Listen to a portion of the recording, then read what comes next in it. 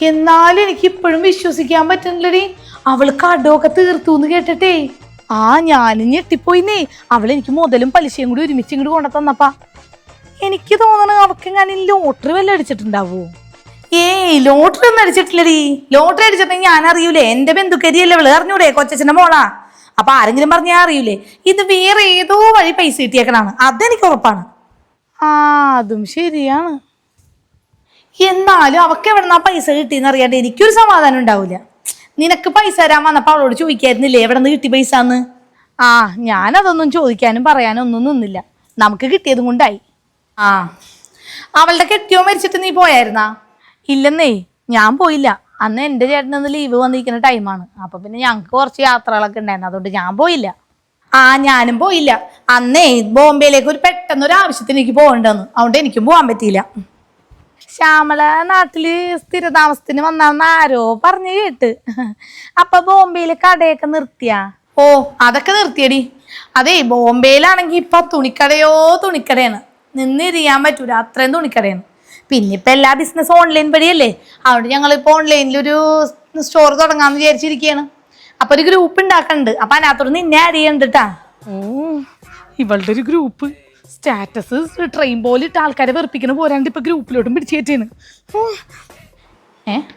ഇവള് വെച്ചാ? ഹലോ. ആ ഹലോ ഹലോ, ഞാൻ ഇവിടെ ഉണ്ടടി, പറഞ്ഞോ. പെട്ടെന്ന് മിണ്ടാണ്ടായപ്പോ ഞാൻ വിചാരിച്ചു നീ കട്ട് ചെയ്ത് പോയിന്ന്. അതെ, ഇവിടെ ആരും എന്നെ വിളിക്കണ പോലെ തോന്നി, അതുകൊണ്ട് ഞാൻ അങ്ങോട്ടൊന്ന് ശ്രദ്ധിച്ചതാണ്. പിന്നെ എന്തൊക്കെയുണ്ട് വിശേഷം? നിന്റെ കെട്ടിയോൻ ലീവ് കഴിഞ്ഞ് പോയാ? ആ പോയി, കഴിഞ്ഞ ആഴ്ച പോയി. ആ എന്തായാലും ദേവികയുടെ വീട്ടിൽ പോണെന്ന് വിചാരിച്ചിരിക്കുന്നു ഞാൻ. പക്ഷെ അവളുടെ ആങ്ങളിനെ വിളിച്ചപ്പോ പറഞ്ഞ് ഇപ്പൊ വീട്ടില് ഉണ്ടാവാറില്ല, ഏതോ ഒരു വീട്ടിൽ ഇപ്പൊ പണിക്ക് പോകുന്നുണ്ട്, അപ്പൊ അവിടെയാന്ന് പറഞ്ഞു. അപ്പൊ അവിടത്തെ ലൊക്കേഷൻ ഇട്ടരാന്ന് പറഞ്ഞിട്ടുണ്ടവൻ. അപ്പൊ അവിടേക്ക് ഒന്ന് പോയി നോക്കാന്ന് വിചാരിച്ച്. പിന്നെ മരിച്ചതിന് ശേഷം ഒന്ന് പോകാൻ പറ്റിയില്ല. ഇപ്പൊ 3 മാസമല്ലേ ആയിട്ടുള്ളൂ, അപ്പേക്കും അവള് പണിക്ക് പോയി തുടങ്ങി. എന്താണല്ലേ. എന്തായാലും ഞാൻ അവിടെ പോയി അവളെ കണ്ടിട്ട് എന്താണ് കാര്യം എന്നൊക്കെ അറിഞ്ഞിട്ട് ഞാൻ നിന്നെ വിളിക്കാം. അവളെ എങ്ങനെയാ കടം വീട്ടിയെന്നൊന്നും അറിയണമല്ലോ. ആ എന്നാലേ പോയി വന്നിട്ട് എന്തായാലും എന്നെ വിളിക്കണം ശ്യാമളെ. ആ അത് ഞാൻ വിളിക്കാതിരിക്കോ? ഉറപ്പായിട്ടും വിളിക്കും. ആ ശരിയടി, എന്നാ ആരോ വന്നിട്ടുണ്ട്, ഞാൻ പിന്നെ വിളിക്കാം.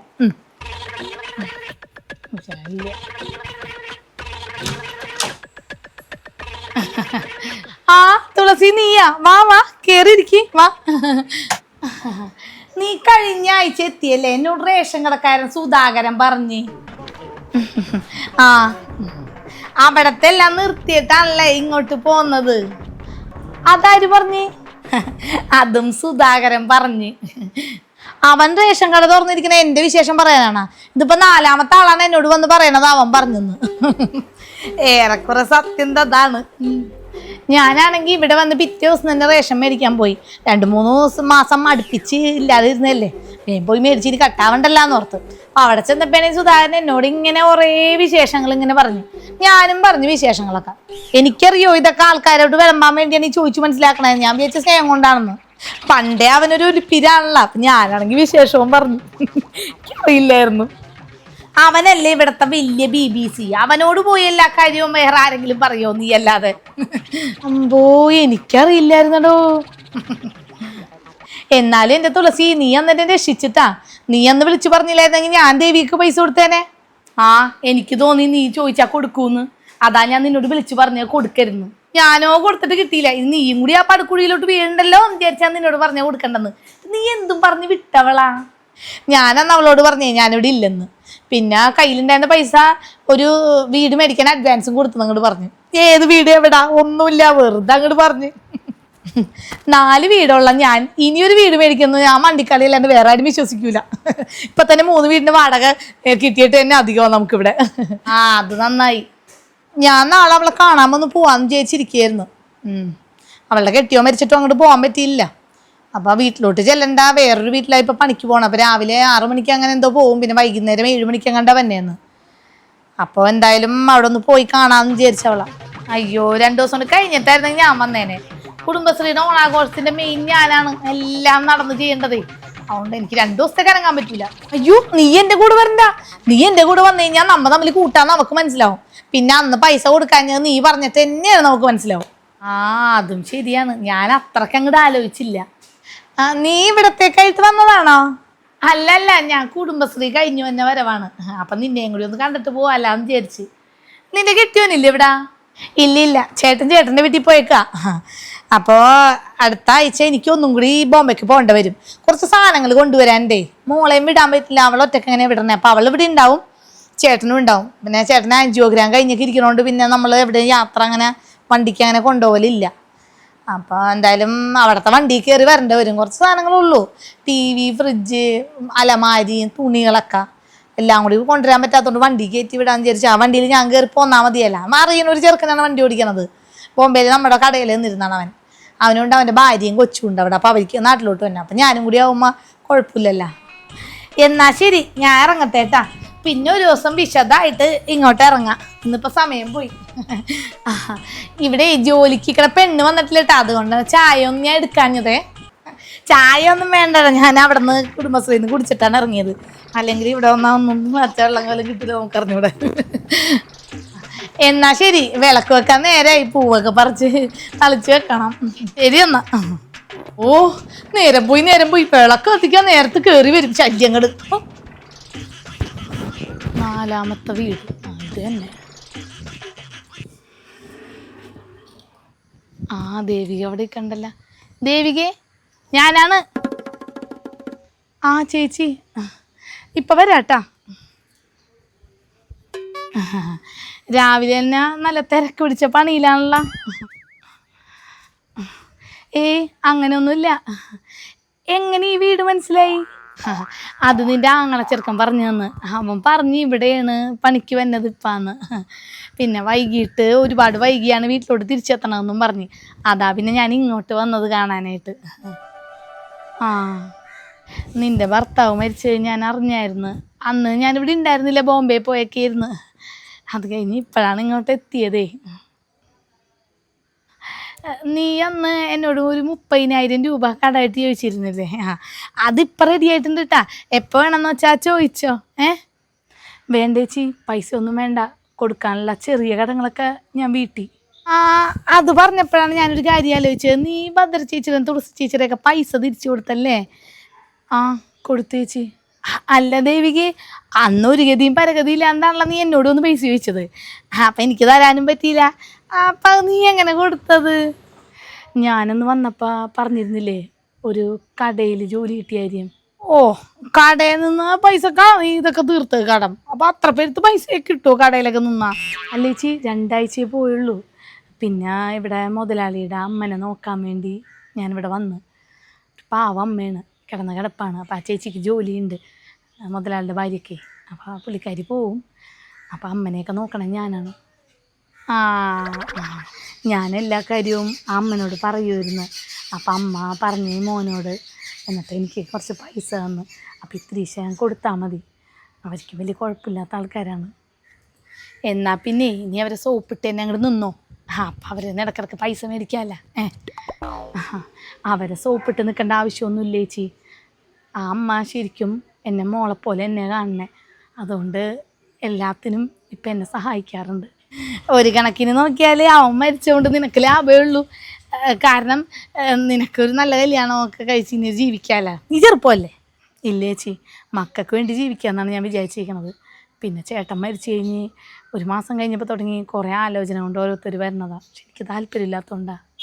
അതൊക്കെ ഇപ്പം തോന്നും. കുറേ കാലം കഴിഞ്ഞ് മക്കളൊക്കെ ജോലിയായിട്ട് കുടുംബമൊക്കെ ആയിട്ട് അങ്ങോട്ട് പോകുമ്പോൾ പിന്നെ ആരും ഇല്ലാണ്ട് ഒറ്റക്കായി പോകട്ടാ. മക്കളങ്ങനെ പോവുകയാണെങ്കിൽ പോവട്ടെ ചേച്ചി. ഇപ്പം ശരിക്കും പറഞ്ഞാൽ അവരുള്ളതുകൊണ്ടാണ് ഞാൻ ജീവിക്കണേ. തന്നെ ഞാൻ പറഞ്ഞെന്നുള്ളൂ. നീ എന്താന്ന് വെച്ചാൽ ആലോചിച്ച് തീരുമാനം എടുക്ക്. ഞാൻ എന്നാ പോട്ടെ. ശരി എന്നാ, പിന്നെ വരാം. ശരി ചേച്ചി. ചേച്ചി ഞാൻ വന്നിട്ടാ ഇവിടെ ഒന്ന് അടിച്ചു വരിട്ടാ വരാം.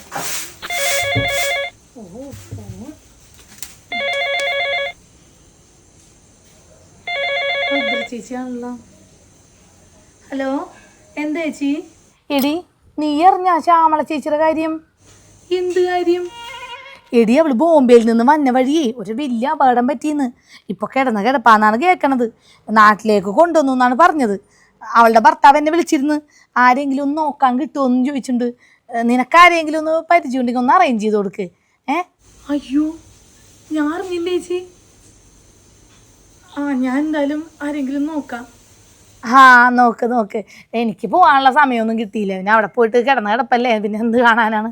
അതുകൊണ്ട് ഞാൻ പിന്നെ പോയില്ല. നീ എന്തായാലും നോക്ക്, ഒരാൾ അറേഞ്ച് ചെയ്ത് അങ്ങോട്ട് കൊടുക്ക് കേട്ടാ. ശരി എന്നാ.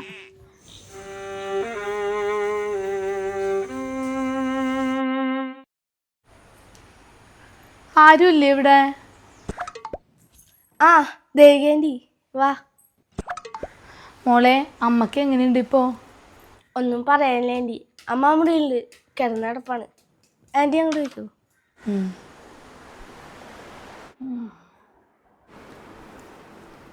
ചേച്ചി, ആരാത്?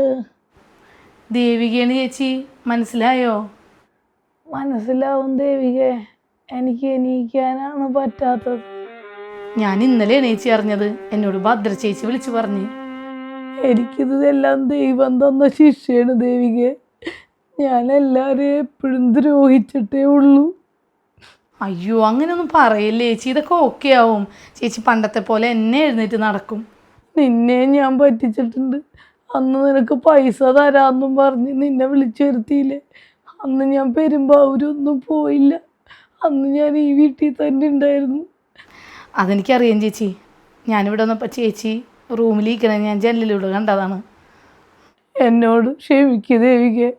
ഇതുപോലെ ഒരുപാട് പേർക്ക് പൈസ കൊടുക്കാന്ന് പറഞ്ഞ് പിന്നെ അവസാന നിമിഷം കൊടുക്കാതെ ഞാൻ പറ്റിച്ചിട്ടുണ്ട്. അതിനെല്ലാം കൂടി ചേർത്ത് ദൈവം എനിക്ക് തന്നതാണ് ഈ വിധി. വിഷമിക്കാതെ മാറും. ആൻറ്റി, അമ്മേനെ നോക്കാൻ ഒരാളെ കിട്ടുമോ? എനിക്ക് അടുത്ത ആഴ്ച ഹോസ്റ്റലിലേക്ക് തിരിച്ചു വേണം. ഞാൻ കുറേ അന്വേഷിച്ചു മോളെ, ആരെയും കിട്ടാനില്ല. എല്ലാവരും പല പല ജോലികളിൽ കയറി. ചേച്ചി കരയണ്ട ചേച്ചി, ഞാൻ നോക്കിക്കോളാം ചേച്ചിനെ. മോളെ, ഞാനിപ്പോൾ ഇവിടെ അടുത്തൊരു വീട്ടിൽ ഒരു അമ്മനെ നോക്കാൻ നിൽക്കുകയാണ്. ഇപ്പം അമ്മക്ക് ഭേദമായി, ഇപ്പോൾ പിടിച്ചൊക്കെ നടക്കണുണ്ട്. അപ്പോൾ ഒരാഴ്ചയും കൂടി കഴിഞ്ഞിട്ട് ഞാനിവിടെ വന്ന് ചേച്ചിയുടെ ഒപ്പം നിന്നോളാം. അപ്പോൾ മോക്ക് പോവുകയും ചെയ്യാമല്ലോ. അങ്ങനെ ചെയ്യാം. എനിക്കിപ്പോൾ ഒരു കാര്യം മനസ്സിലായി ദേവികെ. നമ്മൾ നന്നായിട്ട് നടക്കുമ്പോൾ ഒരുപാട് കൂട്ടുകാരും നമ്മുടെ ചുറ്റിലും സ്വന്തക്കാരും ഒക്കെ ഉണ്ടാവും.